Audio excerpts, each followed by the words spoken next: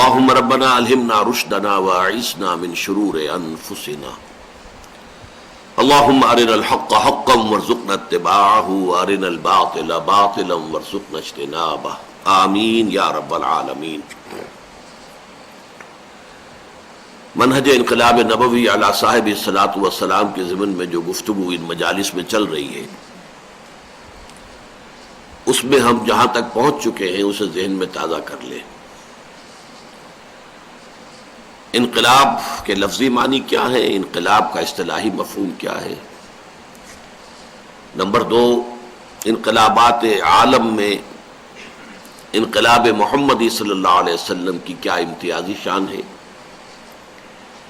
اور ان امتیازی شانوں ہی کے حوالے سے یہ نتیجہ کہ اگر ہم یہ جاننا چاہیں کہ انقلابی عمل کسے کہتے ہیں، کیا پروسیس ہے ریولوشن کا، ٹرو ریولوشن، تو ہمیں سوائے اس کے کہ ہم سیرت النبی علیہ صاحب الصلاۃ والسلام کی طرف رجوع کریں، دنیا میں کوئی اور سورس اس کی نہیں۔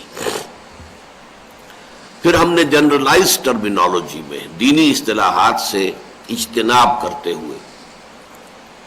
یہ سمجھنے کی کوشش کی ہے کہ کسی انقلاب کے مراحل کون کون سے ہوتے ہیں، اور میں نے عرض کیا تھا کہ میں نے وہ اخذ کیے ہیں سیرت النبی سے صلی اللہ علیہ وسلم، لیکن ابتداءً بیان انہیں جنرلائز ٹرمز میں کیا ہے تاکہ جو دینی اصطلاحات کے کچھ مفہوم جو محدود قسم کے ہیں وہ ذہنوں میں راسخ ہو چکے ہیں، ان سے ذرا ہٹ کر بات کھل کر سامنے آ جائے۔ پھر ہم نے اب اس خاکے میں سیرت النبی صلی اللہ علیہ وسلم کے حوالے سے رنگ بھرنا شروع کیا، تو ہماری بات جہاں تک پہنچ چکی ہے وہ یہ ہے کہ 4 جو اقدامات ہیں یا 4 مراحل ہیں سیرت النبی میں، ہم دیکھتے ہیں کہ پہلے 12 یا 13 برس کے جو آپ کے مکی دور کے ہیں ان میں وہی 4 قدم جو ہے وہی اٹھائے گئے، اور وہ سائیڈ بائی سائیڈ، وہ گنتی میں سمجھانے میں تو پہلا، دوسرا، تیسرا، چوتھا، اس حوالے سے ہم نے انہیں ایک نمبرنگ کی ہے ان کی، لیکن وہ سائملٹینیس تھے، بیک وقت وہ اعمال جاری تھے۔ نمبر 1، دعوت ایمان بذریعہ قرآن اور ذرائع ابلاغ جو بھی اس وقت میسر تھے ان سب کے بھرپور استعمال کے ذریعے۔ پھر جنہوں نے اس ایمان کو قبول کیا، اس انقلابی فکر اور نظریے کو تسلیم کیا،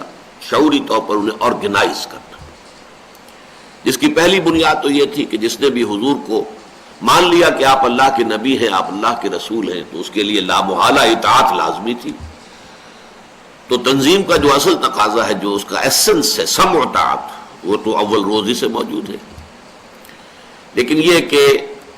بعد میں آپ نے ایک موقع پر بیعت لے کر، ایک تو یہ کہ جو اگلے آئندہ مراحل تھے کہ جن میں تصادم نے شدت اختیار کرنی تھی اور 2 طرفہ تصادم ہونا تھا، اس کے لیے ایک تنظیمی ڈھانچہ استوار کیا، اور اپنے بعد کے لیے ایک اسوہ چھوڑا، اس لیے کہ ظاہر بات ہے کہ آپ پر نبوت و رسالت کا اختتام ہو گیا تھا، اور آئندہ کوئی بھی حیت اجتماعیہ اس بنیاد پر قائم نہیں ہونے والی تھی کہ کسی کو نبی مانا جائے اور اس کی اطاعت کی جائے۔ لہذا انسٹیٹیوشن آف بیعت جسے ہم کہتے ہیں اردو میں، وہ سامنے آئی، اور وہ جو متفق علیہ روایت ہے بخاری اور مسلم کی، وہ میں آپ کے سامنے رکھ چکا ہوں۔ پھر تربیت، اب یہ لوگ جو منظم ہو گئے ان کی تربیت، اس میں سب سے پہلے یہ کہ جو انقلابی فکر ہے وہ مستحضر رہے ذہنوں میں، اس کے لیے قرآن کا پڑھنا، پڑھو پڑھو پڑھو پڑھو، اتل ما اوحی الیک من کتاب ربک قم اللیل الا قلیلا نصفہ او انقص منہ قلیلا او زد علیہ ورتل القرآن ترتیلا۔ نمبر 2، سمع و طاعت، اس کی عادت ڈالو، اس کے خوگر ہو جاؤ، اور اس میں خاص طور پر جو چوتھا سٹیپ تھا جو بعد میں بیان کروں گا، اس کے ذریعے سے بہت بڑی تربیت حاصل ہوئی سمع و طاعت کی۔ تیسرے پھر یہ کہ تن من دھن قربان کرنے کے لیے آمادہ ہو جانا، جس کی اصل بنیاد ایمان بالآخرہ ہے، کہ اصل زندگی تو وہ زندگی ہے، اگر اس زندگی کی ہر شے ہم اللہ کی راہ میں لگا دیں تو we stand to lose nothing, وہ تو سیونگ ہو رہی ہے ہماری، سارا مال آپ نے اللہ کی راہ میں دے دیا تو کہاں گیا؟ وہ تو در حقیقت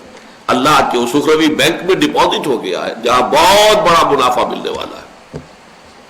اور اصل زندگی آخرت کی زندگی ہے۔ تو آپ جان بھی دے دیں گے تو اس میں کون سی بڑی بات ہوئی؟ در حقیقت یہاں جان دے دینا اس مقصد کے لیے حیات جاوداں حاصل کرنے کے مترادف۔ مزید برآں ایک روحانی تربیت کے لیے مخالفت نفس، یہ جو ہمارا اینیمل انسٹنکٹس والا نفس ہے، اڈ اور لبیڈو، اس کو کچلنے کے لیے قیام اللیل یا صلاۃ تہجد اور انفاق فی سبیل اللہ، خرچ کرو خرچ کرو خرچ کرو، یہ تربیت نبوی کے اہم جو ہے عنوانات ہیں۔ چوتھا سٹیپ یہ تھا کہ جب تک طاقت کافی نہ ہو جائے، کوئی بھی پرسیکیوشن ہو، کوئی بھی تشدد ہو، کوئی بھی زیادتی کی جائے، خواہ زبانی کلامی خواہ جسمانی طور پر، any persecution verbal or physical, take it without any retaliation، صبر محض، صبر کرو، پیسو ریزسٹنس، ڈٹے رہو، پیچھے نہ ہٹو، احد احد احد، چاہے تمہارا مار مار کر بھرکس نکال دے لیکن جوابی کارروائی کوئی نہیں، پیسو ریزسٹنس۔ یہ 4 مراحل ہیں کہ جو ساتھ کے ساتھ 12-13 برس تک جو ہے مکے کے اندر جاری رہے۔